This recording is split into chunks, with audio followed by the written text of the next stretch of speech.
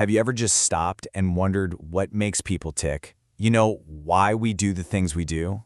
Well, today, we're going to dive deep into the world of psychology and try to separate the real science from all the pop culture myths out there. So, let's get right into it. When I say the word psychology, what's the first thing that pops into your head? Is it that little horoscope you read in the morning telling you it's a great day to make a big decision? Or is it something a little more solid? That's really the big question we're tackling today. Where does all the guesswork end, and where does the actual science begin? I mean, think about astrology. For literally centuries, people have looked to the stars, believing that the planet's positions when you're born somehow map out your entire personality. It's everywhere in our culture, for sure. But is it psychology? Or how about this one, graphology? This is the idea that you can figure out someone's entire personality just from their handwriting. You know, a loopy G means you're friendly, a sharp T means you're ambitious, that kind of thing. And if we really want to go back in time, we've got phrenology. This was a huge deal in the 19th century. People genuinely believed that the literal bumps on your head could reveal everything about you, your talents, your flaws, the whole shebang. Now, all of these promise a peek into the human mind. But do they deliver? So the short answer, it's a big no. All of these fall under this umbrella term pseudopsychology. It's a fancy word for anything that looks and sounds scientific, but just isn't. It's missing real hard evidence. And here's the most important part. Its claims can't be proven wrong. You see, if a theory is so vague that it can never be proven false, then it's not actually science.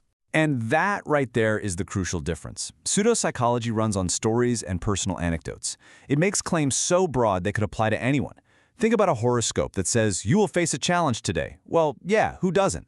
Scientific psychology is the complete opposite. It demands real empirical evidence, and it forms hypotheses that you can actually test and, importantly, prove false. That's the gold standard. Which brings us to what real psychology is all about. It's a science. It's the scientific study of behavior and mental processes. And honestly, that one word, scientific, makes all the difference in the world.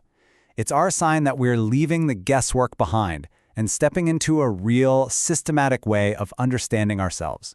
So what is this science actually trying to do? Well, it's not just about collecting a bunch of interesting facts about people. It has very specific goals, 4 of them, to be exact. First, psychologists want to describe what's happening. Just observe the behavior. Then they want to explain it. Why is this happening? What are the causes? From there, they try to predict what might happen next time under the same circumstances. And finally, the big one, to influence behavior. To use all that knowledge to actually help improve people's lives. It's this amazing journey from simply watching to actively making a difference. Okay, so we know what they want to do, but how do they pull it off? What tools are they using? Well, the foundation for all of it is the scientific method. I bet you've heard this phrase before, and it is an absolute cornerstone of psychological research.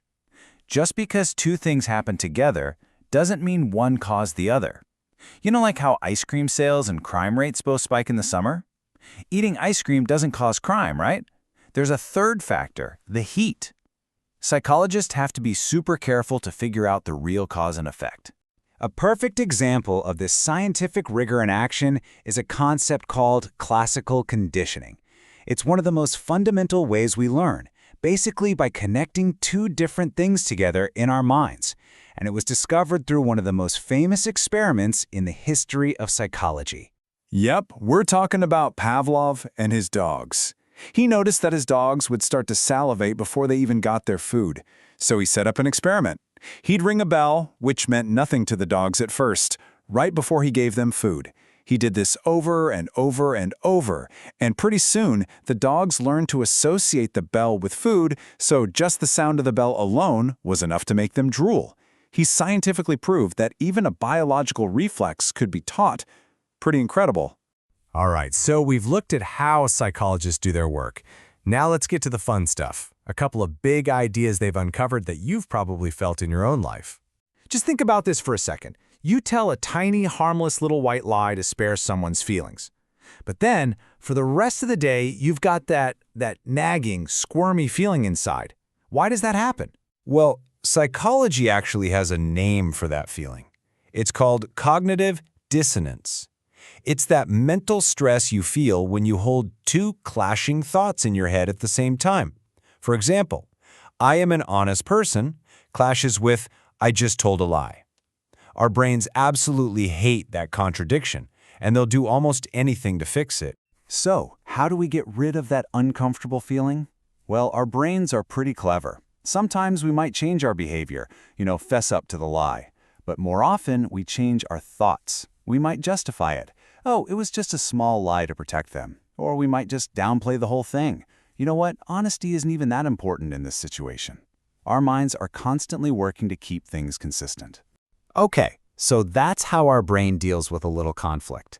But what about the bigger picture?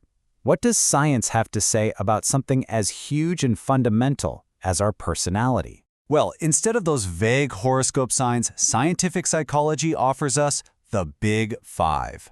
This is the most widely accepted, data-driven model of personality. It suggests we can understand a lot about someone by looking at where they fall on 5 key spectrums. Openness to new things, conscientiousness, which is all about organization, extroversion, meaning where you get your energy, agreeableness, or how you get along with others, and neuroticism, which is about emotional stability. It's a real framework for what makes us different. So, we've talked about science versus pseudoscience, Pavlov's dogs, and these big ideas. But at the end of the day, so what?